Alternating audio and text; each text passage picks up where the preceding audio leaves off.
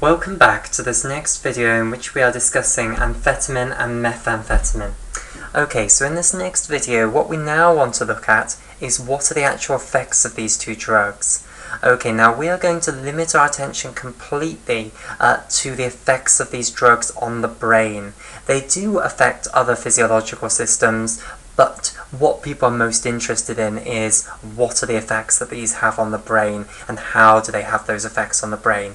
Okay, so we're going to focus completely on what they do to the brain rather than what they do to other physiological systems. Okay, so what do amphetamine and methamphetamine do to the brain? Well, their effects can be summarized by the term psychomotor stimulants. Okay, so we call amphetamine and methamphetamine psychomotor stimulants. Okay, and this term describes exactly what it is that these two drugs actually do. Okay, so psychomotor. Psycho means pertaining to the mind. Okay, so this is all about how you are feeling and what you are thinking. Okay, so all about what's going to actually happen to your mental function, your subjective mental function, what you are thinking and how you are feeling. Motor means pertaining to movement. Okay, so this concerns your behavior. Okay, so amphetamine and methamphetamine are going to have effects on your subjective thoughts and feelings and also on your behavior, which can be more objectively measured because someone watching you can observe how your behavior has changed once you've actually taken amphetamine or methamphetamine. Okay, so both these drugs then are going to have a stimulant effect on your mental function, so how you're feeling and what you're thinking, and they're also going to have a stimulating effect on your behavior. Okay, so what you're actually doing. So let's describe then now what these stimulating effects on your thoughts and feelings and your behavior actually overall look like. Okay, so we'll start with the mind then. What are the effects on mental function? Well, the big effect that actually occurs is that you feel euphoric, and I should make this point that we are now describing what happens if you take large doses of these. Okay, the sort of doses that are taken when these drugs are used as street drugs rather than the doses that are used medically. Okay, so the doses that are clinically prescribed for ADHD and narcolepsy will be low so that they don't actually cause the same degree of effects that they do when they're taken in the much higher doses by drug abusers. Okay, so these effects will be watered down when you take them at the clinically prescribed doses for ADHD or narcolepsy. Okay, so we are going to describe what actually happens if you take them at a large dose, such as the sort of dose that someone who is using them as a street drug would take them at. Okay, right, so let's talk about what effects it has on mental function then. So it causes euphoria. Okay, it causes intense pleasure, and people almost describe this as orgasmic pleasure. Okay, so it's a very, very great sense of pleasure. Okay, and we describe that as euphoria. Okay, in addition, it also makes you feel incredibly alert and awake. Okay, so it increases your alertness. Okay, so it makes you feel incredibly energetic and excited and alert and awake. Okay, and that's one of the reasons that it's used in narcolepsy, because it increases your alertness. Okay, it also is believed to increase your libido. Okay, so increase your sex drive. So libido goes up along with alertness. I'll have alertness going up as well. And your confidence is also increased. Okay, and a final effect that it has on the mind is that it decreases your appetite. Okay, so it makes you very unhungry, and the fancy word for that is that it causes anorexia. So anorexia just means loss of appetite. Okay, so it makes you lose your appetite. You don't feel hungry at all whilst you've taken amphetamine or methamphetamine. Okay, now, amphetamine and methamphetamine used to actually be used for this reason as diet pills, okay, because of the fact that they don't make you feel hungry, they cause loss of appetite. However, they weren't actually particularly effective at making people lose weight, so taking them, although you lost your appetite, you didn't actually lose that much weight. Okay, so they're not taken as diet pills, certainly they're not clinically prescribed as diet pills anymore. Okay, so those are the effects then that it has on your thoughts and feelings. It makes you feel euphoric, it makes you more alert, it makes you more confident, it increases your sex drive, and it makes you unhungry, it makes you lose your appetite. Okay, so now let's move on to the behavioural effects. How does it affect your behaviour? Okay, well, it makes you move around a lot more. So people who have taken amphetamine or methamphetamine, generally they start moving around a lot more. Okay, so if they're in a club, for instance, or at a festival, often places, common places where drugs are abused, they'll start dancing a lot more rigorously than they were before. Okay, so the fancy term then for increased movement is locomotor, so movement stimulation. Okay, so that you start moving around a lot more, and that's an objective thing. Someone watching you can decide that you are moving around a lot more, whereas these are all subjective things. Okay, we rely on people reporting how they're actually feeling once they've taken these drugs, whereas this is something that you can actually see for yourself. Okay, so locomotor stimulation occurs, and the other big thing that happens is that people who have taken amphetamine or methamphetamine become a lot more talkative. Okay, so they start talking a lot, whereas they might not have been previously. Okay, so those are the two big behavioural changes. Locomotor stimulation, you start moving around a lot more, and you become much more talkative. Okay, right, so this then is what's described as the amphetamine high. So this is the reason people initially take these drugs, because they want to experience the high from amphetamines or methamphetamine. Okay, right, now, the high, of course, doesn't last forever. It ends pretty quickly, so the drug doesn't remain in your bloodstream for very long. It is reasonably quickly excreted in the urine, and a lot of the drug is excreted unchanged in the urine, and this applies for both amphetamine and methamphetamine.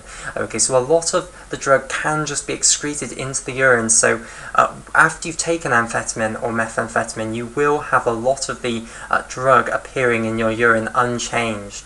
Some of it, however, is metabolized and turned into other molecules which are then excreted in the urine, but as I say, a lot of the pure drug molecule is found in the urine. Okay, so it will be excreted from the blood, and then of course the effects of the amphetamine will wear off as it's removed gradually from the brain extracellular fluid, as it's removed from the blood. Okay, so what then happens after the effects of the drug are wearing off? Well, what happens is it goes in the totally reverse direction. Okay, so after you experience the amphetamine high, what then follows, once the drug's starting to be removed from your body and therefore the high is wearing off, is what's known as the amphetamine come down. Okay, and in the come down, the exact opposite of what happened in the high is going to occur. Okay, you're going to get the exact opposite symptoms. So generally you go into a very, very bad mood, a very grumpy mood. Okay, and the fancy word for a bad mood is dysphoria. So euphoria is a fantastic mood, incredible sensations of pleasure. Dysphoria is an incredibly bad mood. So in the amphetamine come down, you experience dysphoria. Instead of alertness, you feel incredibly tired. So you will now feel very fatigued and wanting to do very little. So obviously your behaviour will then change. You'll stop moving, you will move much less, and you won't really want to talk to people either. In addition, the opposite of anorexia then occurs. Okay, so you become hungry instead of loss of appetite. So these are the symptoms then of someone coming down from an amphetamine high, that they're in a bad mood, they're feeling very tired, they also feel very hungry. Okay, right, so the exact opposite of what happens in the high happens in the come down. Okay, so you sort of bob up and then you go below where you were initially. Okay, and then of course this will wear off after a while. So if you just take amphetamines once, so let's say you're taking amphetamines for the first time, you will get a high where you'll experience this, and then after a while it will wear off and it will be replaced by a period of the exact opposite symptoms, which is known as the amphetamine come down, where you'll be in a very bad mood, you'll feel very tired, and you'll feel very hungry. But this will wear off reasonably quickly as well, and then you'll go back to normal. Okay, so that's if you take it just once. What I now want to talk about is amphetamine addiction, where the use of amphetamine becomes habitual. You take it continuously. Okay, so let me describe then amphetamine addiction. Okay, so this is a very serious problem. So firstly, let me define what is actually meant by addiction. Then I'll describe what people actually do in addiction, so the habitual use of amphetamines, and then we'll discuss what has actually happened to these people to do this. Okay, and hopefully I will impress upon you how utterly terrifying it is that these little molecules here can actually do this to your brain. Okay, so what then is the definition of drug addiction? So the definition of being addicted to a drug, it goes like this. It is where someone continues to take a drug, they continue to seek a drug, so they'll go out, they'll buy the drug, and then they'll take it, even though they can see, they can consciously appreciate that it is destroying their lives. Okay, so maybe they've lost their partner because their partner doesn't like their drug habit. They've lost all their friends because their friends don't like their drug habit. They've lost their job because their boss doesn't like their drug habit. Their bank balance is destroyed because they've spent all their money on drugs. They might be losing their house now because they can't pay their rent. They might be resorting to criminal activities to get the money to buy the drug or pay their rent. Okay, so they can see that it's destroying their lives, but they still continue to go out and buy the drug and then take the drug. The drug becomes what they live for. Okay, it becomes their sole purpose in life. That is what is meant by drug addiction. Okay, so people who are addicted to amphetamines, they don't just take it once, experience the high, and then have a come down, and then that's it. Instead, what they do is they take the amphetamines, they experience the high, and then when they start to come down, they will take the drug again, okay, and then they'll take themselves back up to the high, and they'll try and live their life on a constant amphetamine high, okay, and that then is the condition of being addicted to amphetamines.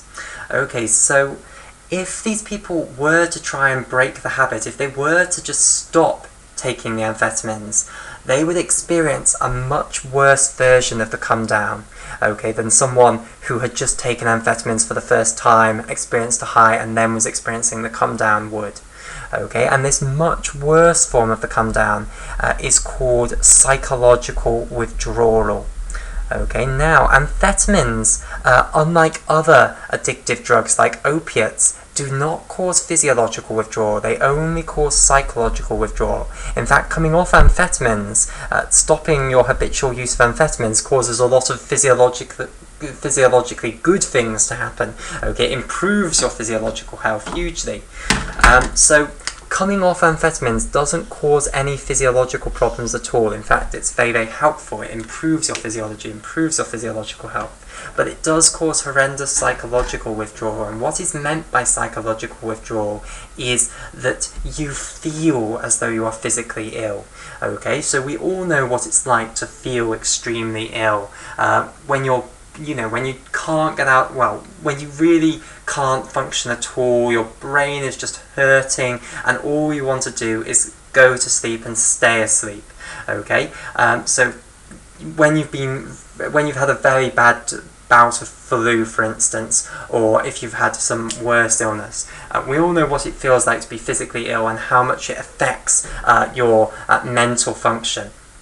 Okay, in psychological withdrawal, you feel like you are physically ill, even though there is nothing physically wrong with you. Now let's appreciate what that actually means that this drug has done to you. it has changed the way your brain works in some way. It has tricked your brain into thinking that you need this drug in order to be healthy. And without this drug, the brain goes into a period where it believes that it is extremely physically ill, even though it isn't physically ill at all. Okay, and the period of psychological withdrawal can go on for a very long time after stopping the use of amphetamines. So it isn't something that's over quickly. It goes on and on and on because these drugs have hijacked your brain and tricked it into believing that it needs these drugs to be healthy. Okay, so these drugs are incredibly powerful. The other big thing that you will experience in psychological withdrawal is intense cravings for the drug. So not only will your mental function be awful, you'll feel awful, you'll feel extremely tired, extremely bad-tempered and irritable and unhappy, but you'll also have intense cravings for the drug. You'll want to go and buy a drug and you'll want to take the drug. Okay, so those are the symptoms then of psychological withdrawal. And when someone is in this state where they can't stop taking the drug for fear of psychological withdrawal, we say that they are psychologically dependent on the drug. They cannot function normally, mentally, without the presence of the drug, so they are dependent on the drug psychologically. Okay, so addiction is a truly terrifying thing. That these two simple molecules can actually do that to the brain is terrifying. Right, so the final thing then that I want to discuss in this section is something called amphetamine psychosis. Okay, now again, this is something that you'll only experience if you take amphetamines habitually. Okay, so if you're addicted to amphetamines, if you just take them once, you'll have a high and then a come down. You won't usually get psychosis. Okay, so amphetamine psychosis. So amphetamines, by which I mean amphetamine and methamphetamine, have the ability to cause the primary symptom of schizophrenia, which is psychosis. So I'll just describe to you what psychosis is. So schizophrenia is a mental illness, the major symptom of which is called psychosis. And psychosis is characterized by someone having hallucinations and delusions. Okay, so what's the difference between a hallucination and a delusion?